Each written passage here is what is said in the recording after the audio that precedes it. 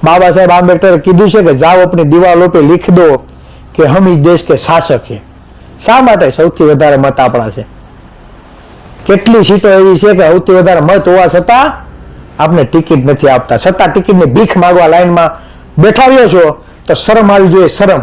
અને આ ભીખની લાઈનમાં હોય ને એ જેથી ધારાસભ્ય બનીને આવે ને આ કોલર ઊંચા રાખી ન ફરી શકે, તમારા સમાજ માટે અવાજ ના ઉઠાવી શકે, આ બધી જે સમસ્યાઓ છે, આ બધી જે વેદનાઓ છે, આ જે બધા અધિકારોની વાતો છે તે વિધાનસભામાં અને સંસદમાં છાતી ઠોકીને ટેબલ ખખડાવીને કેવું પડે ત્યારે તેનું નિરાકરણ છે।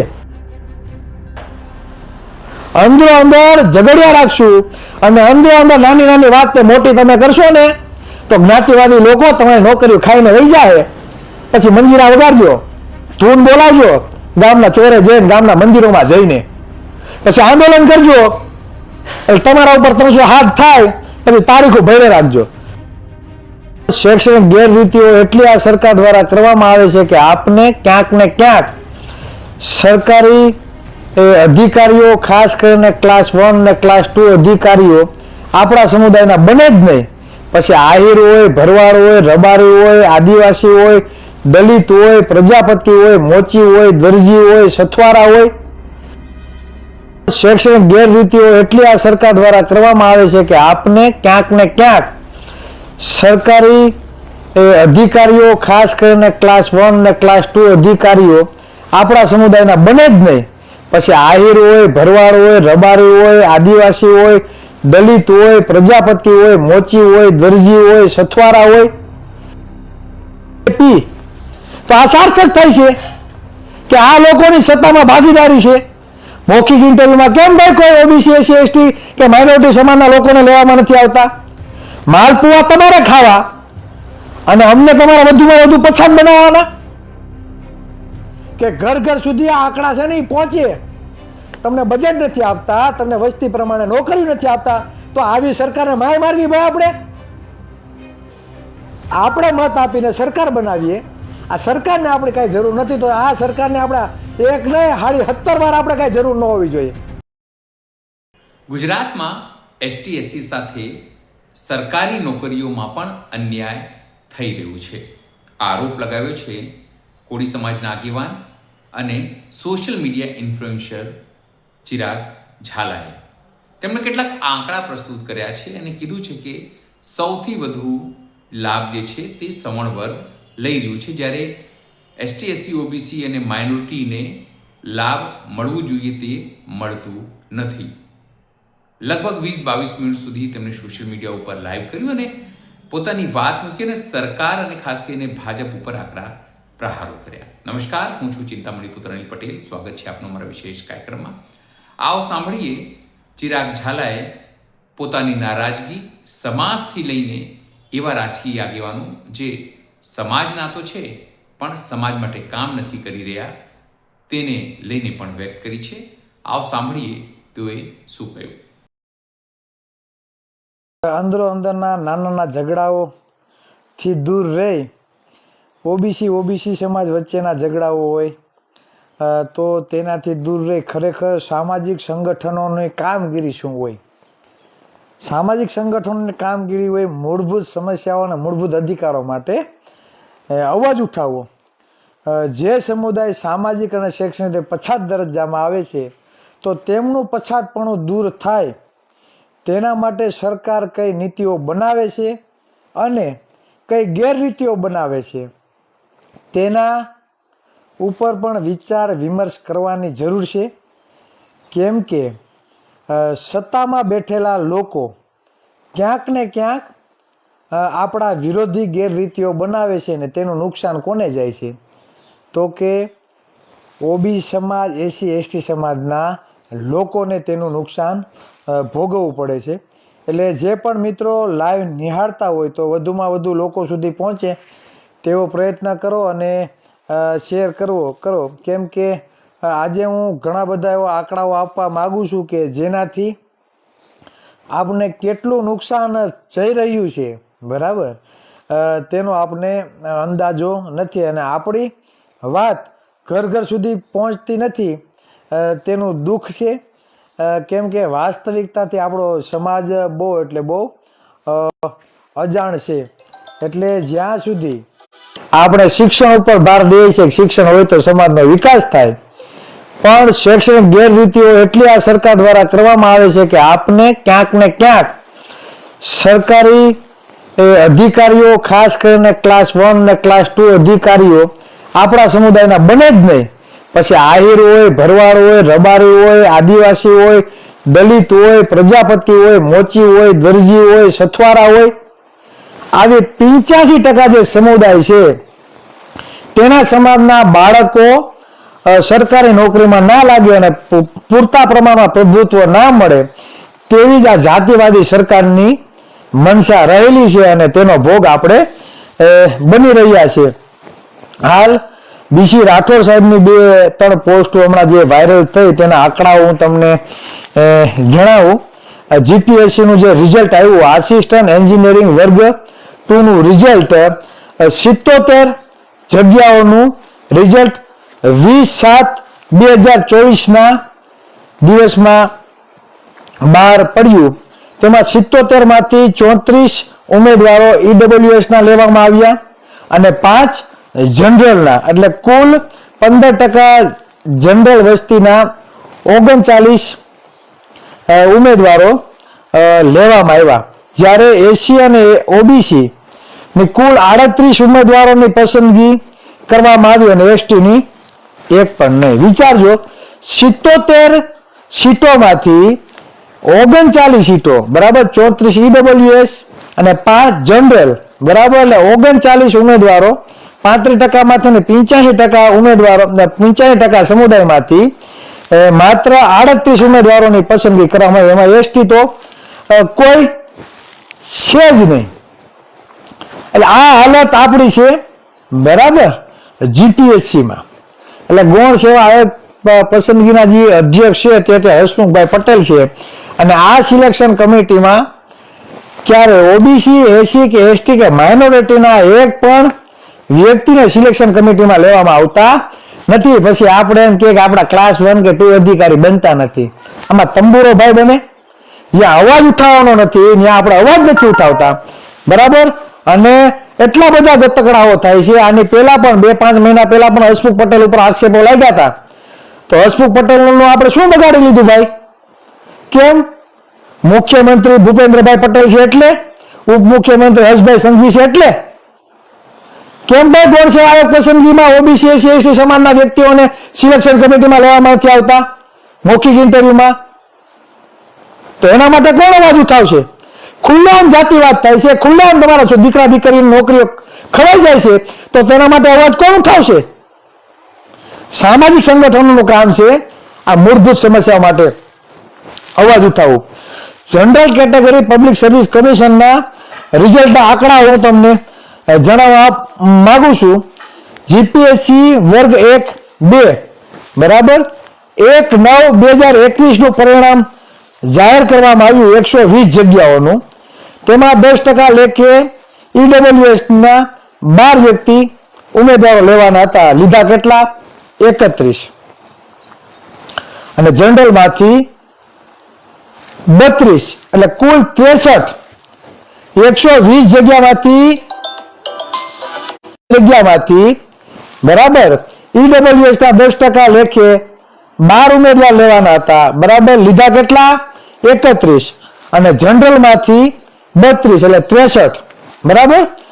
પછી જીપીએસસી વર્ગ 1 અને 2 તારીખ 24 12મો મહિનો અને 2021 224 કુલ જગ્યાઓ ઈડબ્લ્યુએસ ના 22 લેવાના હતા. લીધા કેટલા? 54. અને જનરલ માંથી 47 કુલ 101. પછી બીજી ભરતી જાહેર થઈ 8/11/2023 183 કુલ જગ્યાઓ 10% લેખે ઈડબ્લ્યુએસ ના 18 લેવાના હતા. લીધા કેટલા? 41. જનરલ ના 48 બરાબર.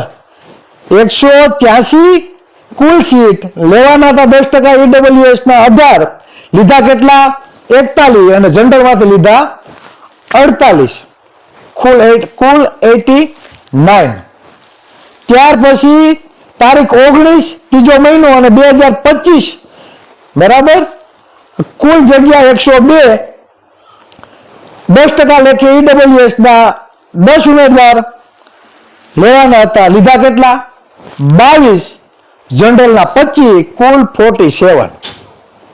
આ જીપીએસસી વર્ગ 1 અને 2 ની હું વાત કરું છું. ટૂંકમાં બધા આંકડા તમે જો તો કુલ 629 સીટોમાંથી બરાબર 10% લેખે ઈડબ્લ્યુએસ ની 62 સીટો આવતી હતી. લીધી કેટલી? 148 સીટો. જનરલમાંથી 152. કુલ સીટો 300 સીટો બરાબર આ બધી ભેગી કરીને ગઈ. તો આના માટે અવાજ ઉઠાવશે કોણ? ચિરાગ ઝાલા એક ઉઠાવશે ને તો ચિરાગ ઝાલાને ગમે તેથી ભરી લે. બધા અવાજ ઉઠાવો ભાઈ, અમારા એક માટે નથી બરાબર, આખા સમુદાય માટે છે. ઓબીસી એસસી એસટી સમાજ દરેક લોકોને અન્યાય થાય છે તો એના માટે અવાજ કોણ ઉઠાવશે? કેમ? જેમ લાલજી દેસાઈ જે નિવેદન આપ્યું હતું બીજેપી, તો આ સાર્થક થાય છે કે આ લોકોની સત્તામાં ભાગીદારી છે. મૌખિક ઇન્ટરવ્યુમાં કેમ ભાઈ કોઈ ઓબીસી એસસી એસટી કે માઇનોરિટી સમાજના લોકોને લેવામાં નથી આવતા? માલપુઆ તમારે ખાવા અને અમને તમારા વધુમાં વધુ પછાત બનાવવાના? આ તે ક્યાંનો નહીં ભાઈ, આ વાસ્તવિકતા છે. તો આના માટે કોણ અવાજ ઉઠાવશે? આંકડા છે અમારી પાસે રિઝલ્ટના બરાબર. મૌખિક ઇન્ટરવ્યુમાં ઓબીસી ના દીકરા જાય બરાબર તો લેખિતમાં સારા માર્ક આવે બરાબર, ઇન્ટરવ્યુમાં માત્ર 15-20 આપી દે અને એને રિજેક્ટ કરી નાખવામાં આવે. આ વાસ્તવિકતા છે. તો એના માટે અવાજ કોણ ઉઠાવશે? વસ્તી પ્રમાણે આપને પ્રાધાન્ય મળતું નથી. આંકડા ઘણા બધા છે, હું આ દેવા માંગુ બરાબર, થાય ખૂટે એમ નથી, એટલા બધા આંકડાઓ છે બરાબર. હું અહીંયા બોલવા ધારું ને ભાઈ તો આમાં આંકડા ખૂટે એમ નથી, એટલા આંકડા છે. પછી શિક્ષકોની ભરતી હોય, કોન્સ્ટેબલની ભરતી હોય, બધી જગ્યાએ આપણી આ જ હાલત છે. ફોન કાપે તો પાછા ફોન કરે, કઈ વાંધો નહીં. એટલે ફરી એક વખત 2-5 આંકડા તમે બોલી જાઓ. 1 થી 5 શિક્ષકોની ભરતી હતી, એમાં ઓબીસીની સીટો 1161 હતી. એમાં આપણા ભાગમાં આવતી હતી 693 77% લેખે. 60% લેખે તો ભરતી કરતા જ નથી. 77% લેખે આપણે 693 સીટો આવતી હતી. ભૈરી માત્ર 430. કેટલી ભૈરી? 430 ઉપરની આ લોકો ખાઈ ગયા બરાબર. એટલે બીજી ભરતી કહું કે પોલીસ ભરતી 2025-26 ની ભરતી બરાબર 77% લેખે આપણા ભાગમાં આવતી હતી 2992 સીટો બરાબર, માત્ર 23% ભરી 375 સીટો આ ખાઈ ગયા. ફરી પાછું ધોરણ 1 થી 5 શિક્ષકોની કુલ ભરતી 4303 77% લેખે આપણા ભાગમાં આવતી હતી 3669 બરાબર. ભરી કેટલી? 3417. કેટલી ખાઈ ગયા? 252 સીટો. ધોરણ 6 થી 8 શિક્ષકોની કુલ ભરતી બરાબર 4502 આપણા ભાગમાં આવતી હતી 1215 સીટો. ભરી કેટલી? 693. ખાઈ ગયા કેટલી? 552. 15% આપણી સીટો ભરી. ગ્રાન્ટેડ માધ્યમિક શાળાઓમાં શિક્ષકોની ભરતી 77% લેખે કુલ ભરતી 3557 ની ભરતી 77% લેખે 660 સીટો આપણા ભાગમાં આવતી હતી. ભરી કેટલી? 825. ખાઈ ગયા કેટલા? 135. 23% ભરી. 77% લેખે ગ્રાન્ટેડ ઉચ્ચતર માધ્યમિક શાળાઓની શિક્ષકોની ભરતી 2994 આપણા ભાગમાં આવતી હતી 1078 બરાબર. ભરી કેટલી? 562. ખાઈ ગયા કેટલા? 516 સીટો ખાઈ. માત્ર 14 સીટો ભરી, 14% સીટો બરાબર. નાયબ ઇજનેર વર્ગ 2 ની ભરતી 77% લેખે આપણા હાથમાં 250 માંથી 68 આવતી હતી. ભરી 54. 14 ખાઈ ગયા, 21% ભરી. એટલે 77% લેખે ભરતી આપણી ભાગીદારી હોવા છતાં 60% તો ભાગીદારી આપતા નથી, એટલે આપણું કટઆઉટ જાય છે અપ. 77% લેખે પણ આ લોકો ભરતી કરતા નથી બરાબર. એટલી સીટો આપણી આ લોકો ખાઈ જાય છે બરાબર. અને ચિરાગ ઝાલા બોલે તો ચિરાગ ઝાલા જ્ઞાતિવાદી, અને 35-40% તો કોળી સમુદાયની વસ્તી છે. જેમ આદિવાસી સમાજ અને દલિત સમાજની 7% ને 15% વસ્તી છે ને, એમ આ કોળી એક છે ને મોટો સમુદાય છે, બરાબર. કોળી ઠાકોર ગયો કે કોળી પટેલ ગયો, એ આખો મોટો સમુદાય છે 35-40%નો. તો કેમ બે બળતરા ન થાય અમને? જ્ઞાતિવાદી કયો હોય તો જ્ઞાતિવાદી કયો. આ ખાલી કોળી માટે જ નહીં, ઓબી સમાજની 60% વસ્તી છે, આદિવાસી એસસી સમાજ અને માઇનોરિટી સમાજ, આ બધાને લાગુ પડે છે. આ આહિર સમાજને લાગુ પડે, આ ભરવાડ સમાજને લાગુ પડે, આ પ્રજાપતિ સમાજને લાગુ પડે, આ મોચી સમાજને લાગુ પડે, આ સથવારા સમાજને લાગુ પડે, આ રબારી સમાજને લાગુ પડે. 146 જ્ઞાતિ ઓબી સમાજમાં આ બધાને લાગુ પડે છે અને બધાને અન્યાય થાય છે. તો એના માટે અવાજ કોણ ઉઠાવશે? અંદરો અંદર ઝઘડિયા રાખશું અને અંદરો અંદર નાની નાની વાતને મોટી તમે કરશો ને, તો જ્ઞાતિવાદી લોકો તમારી નોકરીઓ ખાઈને વહી જાય. પછી મંજીરા વગાડજો, ધૂન બોલાવજો, ગામના ચોરે જઈને, ગામના મંદિરોમાં જઈને, પછી આંદોલન કરજો. એટલે તમારા ઉપર 300 હાથ થાય, પછી તારીખો ભરે રાખજો.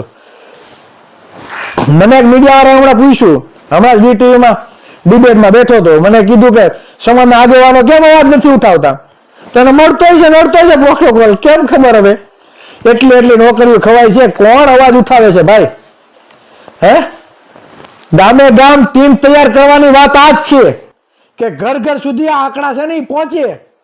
તમને બજેટ નથી આપતા, તમને વસ્તી પ્રમાણે નોકરી નથી આપતા, તો આવી સરકારને માય મારવી ભાઈ? આપણે મત આપીને સરકાર બનાવીએ.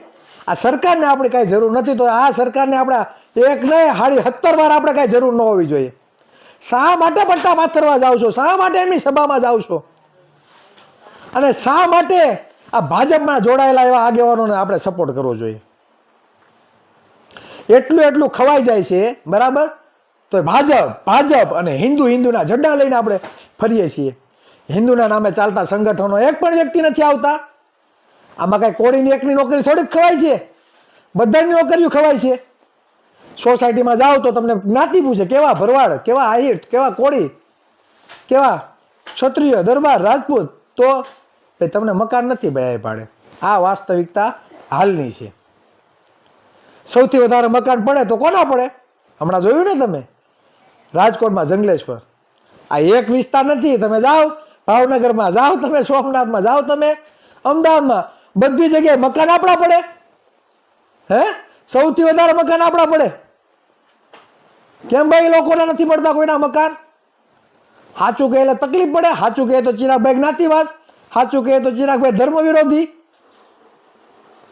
આ માટે ગામે ગામ ટીમ તૈયાર કરવાની છે કે આપણી વાત ઘર ઘર સુધી પહોંચે અને ખબર પડે કે આપણા મતની કિંમત શું છે. આવા ટણપાઓને સત્તામાં બેહાડે રાખશું તો તમારા દીકરા ક્યારેય ક્લાસ 1 કે ક્લાસ 2 અધિકારી નહીં બને. પછી તમે એમ કહો કે પોલીસ સ્ટેશનમાં જાય કે અજાણ્યા શખ્સો કોઈ સાંભળતું નથી તમારું. મામલતદાર કચેરીમાં જાવ તો ન્યા કોઈ ન સાંભળે, કલેક્ટર કચેરીમાં જાવ તો ન્યા કોઈ ન સાંભળે, પોલીસ પ્રશાસનમાં જાવ તો ન્યા કોઈ ન સાંભળે. પણ તમે તમારા આઈપીએસ અધિકારીઓ બનાવ્યા છે ખરા? નથી બનાવ્યા, કેમ કે તમને યોગ્ય અવસર મળતો નથી. કાંઈક ને કાંઈક બીમાર હોય એટલે સ્કેનર વાયરલ કરીએ કે ફલાણા વ્યક્તિને દવાખાનાની એટલી જરૂર છે. શા માટે કરવું પડે? આરોગ્ય અને શિક્ષણ અમીર હોય કે ગરીબ હોય, દરેકને એક સમાન, એક સરખું, ઉત્તમ અને સારું મળી રહે. જવાબદારી કોની છે? આ સરકારની. ટેક્સ આપણે જખમરાઓને આપીએ છીએ, આ લોકોને આપણી સુખાકારી માટે આપીએ છીએ, બરાબર. આપણા હક અધિકારો માટે આપીએ છીએ, આપણી ભાગીદારી માટે આપીએ છીએ, આપણું પછાતપણું દૂર કરવા માટે આપણે આ સરકારને ટેક્સ આપીએ છીએ. તો સ્કેનરો તો આપણે વાયરલ કરવા પડે છે. આજે મેડિકલ ક્ષેત્રમાં MBBS તમારે થવું હોય, બરાબર, તો 40 કોલેજો છે, એમાંથી 36 કોલેજો તો પ્રાઇવેટ છે, 4 સરકારી છે.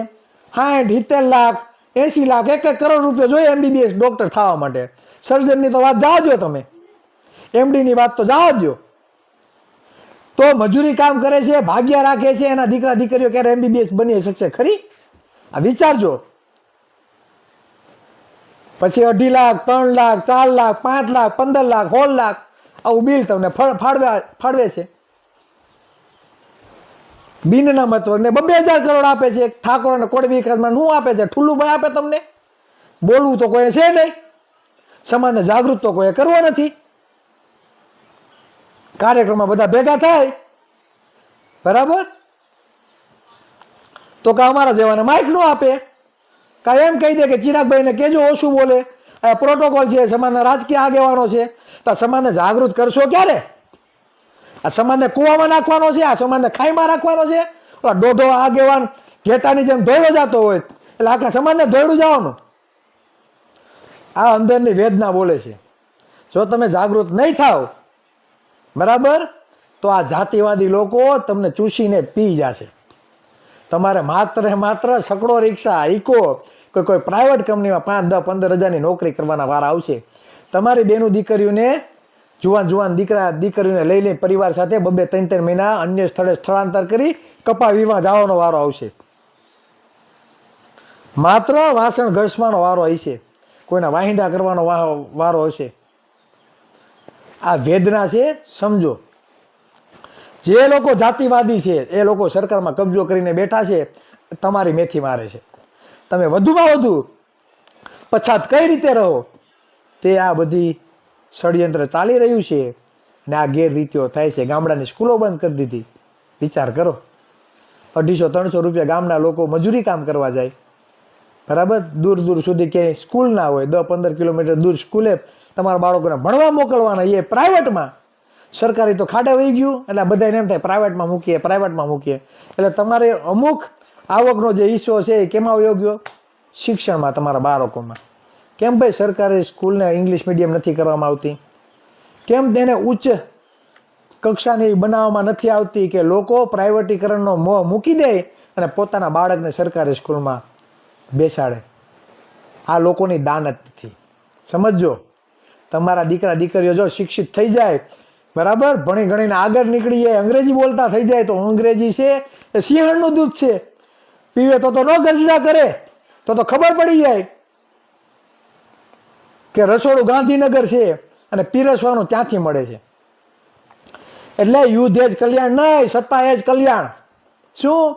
સત્તા એ જ કલ્યાણ, યુદ્ધ એ જ કલ્યાણ નહીં.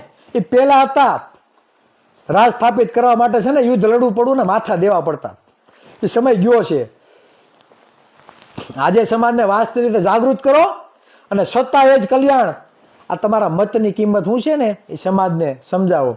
બાબા સાહેબ આંબેડકરે કીધું છે કે જાઓ अपनी दीवारों पे लिख दो कि हम इस देश के शासक हैं. શા માટે? સૌથી વધારે મત આપણા છે. કેટલી સીટો એવી છે કે સૌથી વધારે મત હોવા છતાં આપને ટિકિટ નથી આપતા. છતાં ટિકિટની ભીખ માંગવા લાઈનમાં બેઠાવ્યો છો તો શરમ આવી જોઈએ, શરમ. અને ભીખની લાઈનમાં હોય ને એ જેથી ધારાસભ્ય બનીને આવે ને, આ કોલર ઊંચા રાખીને ન ફરી શકે, તમારા સમાજ માટે અવાજ ના ઉઠાવી શકે, આ બધી જે સમસ્યાઓ છે, આ બધી જે વેદનાઓ છે, આ જે બધા અધિકારોની વાતો છે, તે વિધાનસભામાં અને સંસદમાં છાતી ઠોકીને ટેબલ ખખડાવીને કેવું પડે ત્યારે તેનું નિરાકરણ છે. એટલે એવા યુવાનો, એવા આગેવાનોને વિધાનસભા કે સંસદમાં મોકલવાની જરૂર છે. માય કાંગ લાગે ભીખ માગીને ટિકિટ લઈ આવે ને એવા રાજકીય નેતાઓની જરૂર નથી. જેને પ્રોટોકોલ નડતો હોય ને એની હું વાત કરું છું. એટલે આ વાસ્તવિકતા છે, સમજો બરાબર. જ્યાં લડવાનું છે ને ત્યાં લડો, જ્યાં લડવાનું છે ત્યાં લડવાનું છે. એટલે ઘણી બધી બાબતો છે, તેમાં તમને માત્ર તમારું ધ્યાન ભટકાવવાનું આ સરકારનું કામ છે બરાબર. તો આ બાબતમાંથી તમે દૂર રહ્યો. અને જે પણ મિત્રો લાઈવ નિહાળે છે, તો તમે જે વિસ્તારમાં રહો છો ત્યાં સૌથી વધારે વસ્તી હોવા છતાં આપણે ક્યારે ટિકિટ ના મળી હોય વિધાનસભાની, તો તે વિસ્તારના લોકોને વિનંતી, અમારો સંપર્ક કરો અને અમને ત્યાંની વિસ્તારની માહિતી આપો, ડિટેલ આપો. અને ગામે ગામ આપણે ટીમ તૈયાર થાય તેવો આગ્રહ રાખો. સાથે મળી આપણે એક નવી મુહિમ આપણે ચાલુ કરાવીએ. હમણાં જ ગાંધીનગર બીસી રાઠોડ સાહેબ સાથે આપણે વાત થઈ અને આપણી મુવમેન્ટથી બહુ પ્રભાવિત થયા અને તેમણે પણ જવાબદારી લીધી. ચિરાગભાઈ, હું તમારી સાથે, અને આપણી માહિતી ઘર ઘર સુધી પહોંચે તેવો આપણે પ્રયત્ન કરીએ. એટલે ગામે ગામ ટીમ તૈયાર કરીને અમારા સુધી પહોંચાડો. ઘણા લોકોની ટીમો આવી ગઈ છે, હજી જાહેર નથી કરી. એટલે અમે એકલા બધી જગ્યાએ નહીં પહોંચી શકીએ. આ વાત ઘર ઘર સુધી પહોંચાડવા માટે, વાસ્તવિક રીતે જાગૃત કરવા માટે અને લોકો સુધી આપણે પહોંચવા માટે, આપણા સમાજના પરિવારો સુધી પહોંચવા માટે આપણે દર અઠવાડિયે 1 કલાક ભેગું થવું પડશે.